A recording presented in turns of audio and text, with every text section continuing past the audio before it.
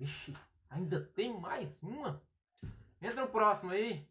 Bom dia, doutor. Bom dia, posso ajudar em quê? Ô, doutor, eu tô sofrendo de um mal tão grande que você precisa me ajudar.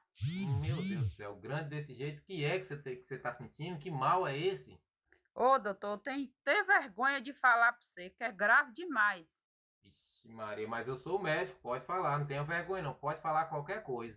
Pode falar mesmo, doutor? Pode, uai. Preguiça. Pensa na preguiça monstra, que tem dia que eu tenho preguiça até de tomar café. Meu Jesus Cristo, a situação tá feia aí, viu? Nossa, mas agora eu não tô entendendo em que eu posso te ajudar não, porque eu não posso resolver seu problema de preguiça não. Pode, doutor, você pode sim. Como? Doutor, eu quero arranjar um serviço que não faça nada, não pega o peso e ganhe muito dinheiro só olhando para a cara das pessoas. Ma- Mas esse serviço não existe não, que serviço é esse? Médico, doutor.